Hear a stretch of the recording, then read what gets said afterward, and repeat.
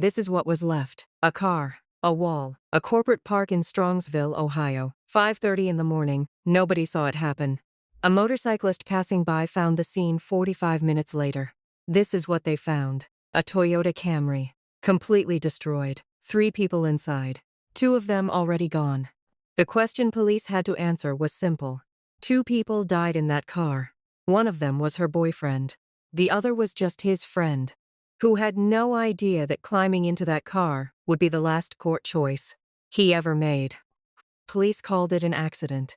They were wrong, because when investigators went deeper into the texts, the calls, the footage, what they found wasn't a tragedy. It was a plan. Before we go any further, cases like this one, where the evidence is buried in court documents and phone records that most people never see. That is exactly what this channel digs into. If that is what you are here for, subscribe right now and let me know where you're watching from. Because the next case we are covering, I promise you, nobody is talking about it yet. Now, back to MacKenzie. Because what those texts revealed about this relationship. You are not ready. To understand what happened on July 31st, 2022, you first need to know who was in that car. Dominic Russo was 20 years old. Music, basketball, stocks. Close to his family. The kind of person people describe as warm, genuinely warm. His friend Davion Flanagan was 19. He had just finished school. Already had plans. He had applied to a barber college and was set to start that fall. A whole path laid out in front of him. And MacKenzie Shirilla. She was someone who had been with Dominic since she was just a young teenager. They had grown up alongside each other, in a way. By 2021, they were living together at his family's home in Strongsville, Ohio. On the outside, it looked like a love story. She posted their photos. She had a social media following. Their life looked bright.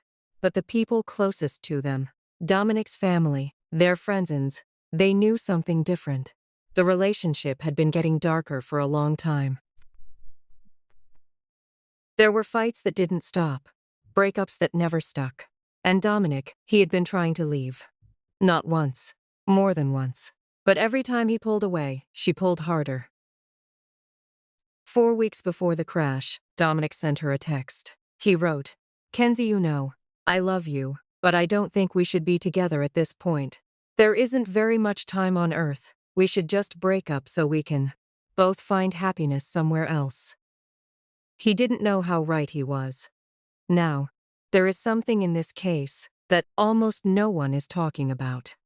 And it is the part of this story that is hardest to sit with. Davion Flanagan had nothing to do with any of this. He wasn't part of the relationship. He wasn't involved in any argument that morning. He was just a friend who got in the car. Nobody warned him. Nobody told him to get out. Nobody told him what was building in that car.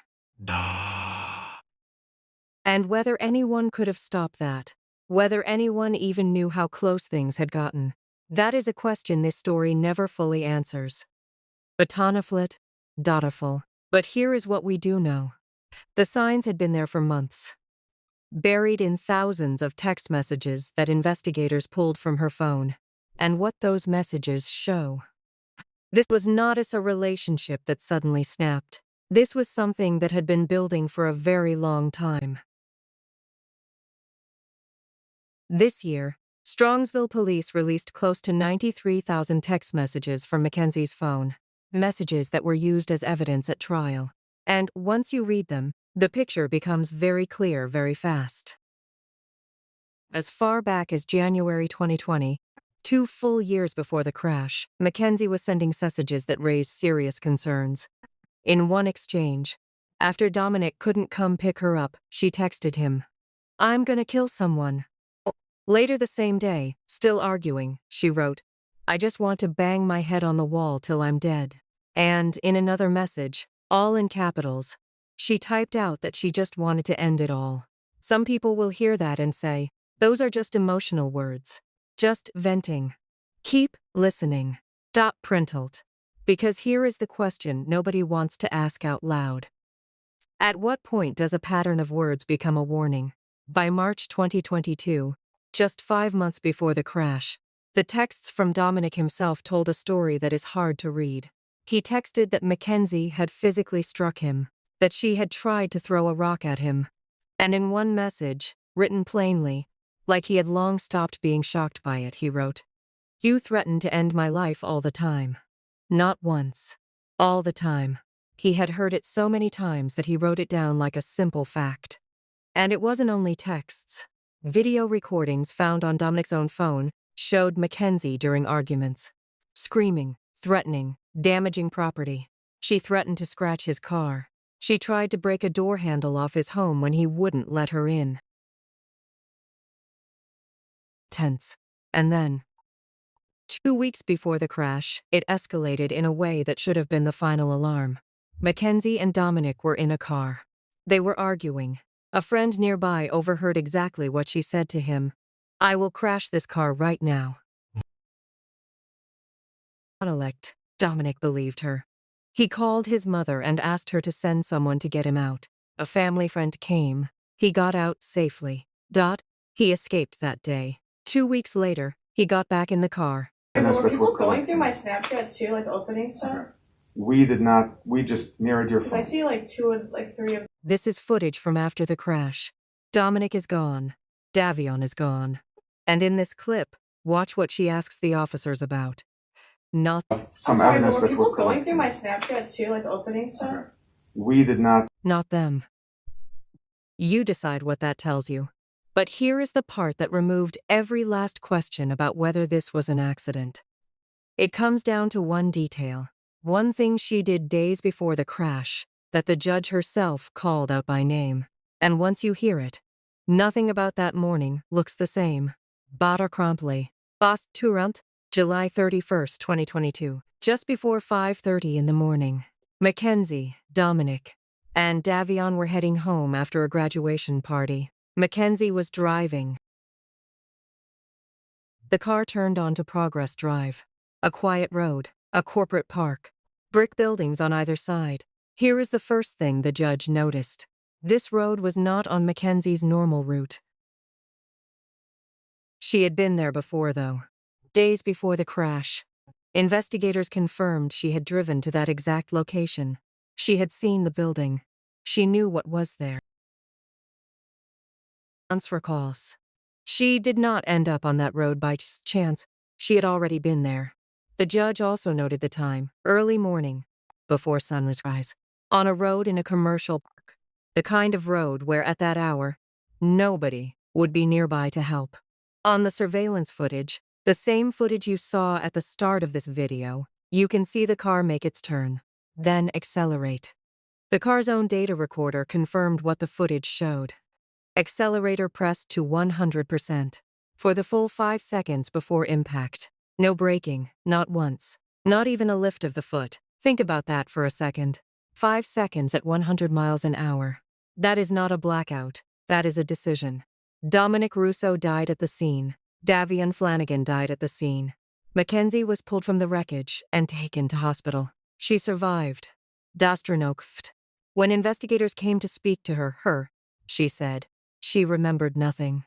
She pointed to a medical condition that can cause brief episodes where a person loses awareness. Her defense argued this at trial. Tronical Drager. But the data recorder does not record a blackout. It records an accelerator at full pressure for 5 uninterrupted seconds on a road she had visited just days before, Dotterult. The judge, after reviewing every piece of evidence, delivered her verdict in August 2023. She said, this was not reckless driving. This was murder. She had a mission and she executed it with precision. The mission was death. D'entre Blonde. MacKenzie Shirilla was found guilty on all counts, sentenced to life in prison. Not eligible for consideration of release until 2037. Davion Flanagan's mother stood outside that courtroom after the verdict. She said, "There's not a day that goes by that we don't miss our sons on. Justice was served. But honestly, there's no winners here today." Dottled. She was right. But here is the question that the trial answered, and still didn't answer. If this was planned. If she scouted that road. If she pressed that pedal and held it down, then why did she survive? Was that also part of it? Or was it the one thing she didn't plan for?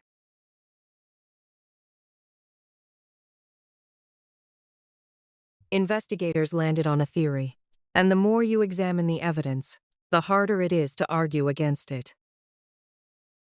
MacKenzie Shirilla did not only want Dominic gone. The belief, shared by those closest to the investigation, is that she intended to go with him, a situation where neither of them walked away. Think about the pattern.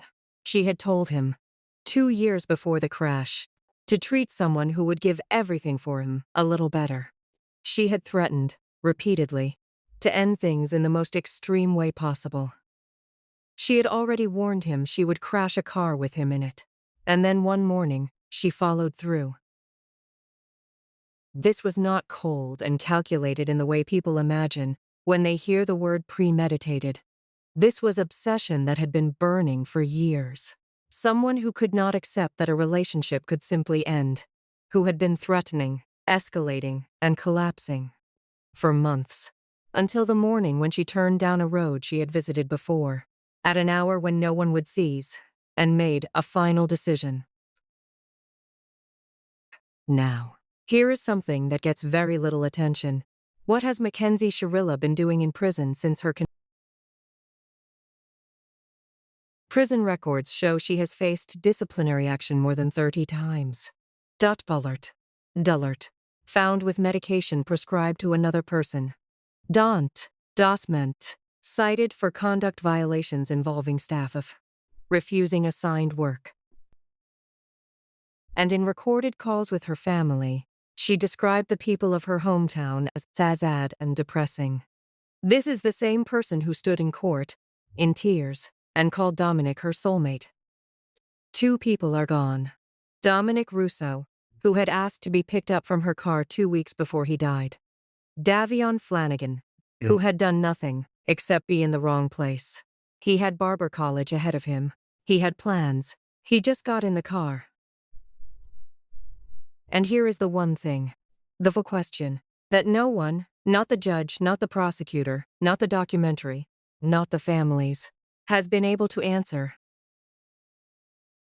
When she pressed that accelerator, when she chose that road, when she held it down for 5 full seconds, did she plan to survive?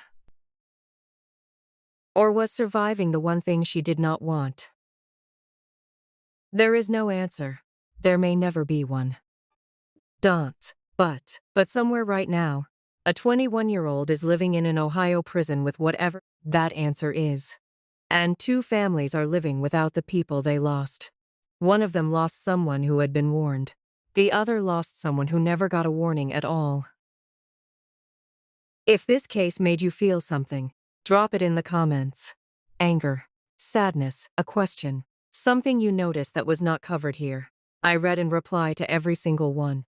And if you want to see what MacKenzie's face did in that courtroom, the exact second the judge said the word guilty, and the chilling texts she sent her boyfriend, that is my next video. Subscribe and turn on notifications so you do not miss it.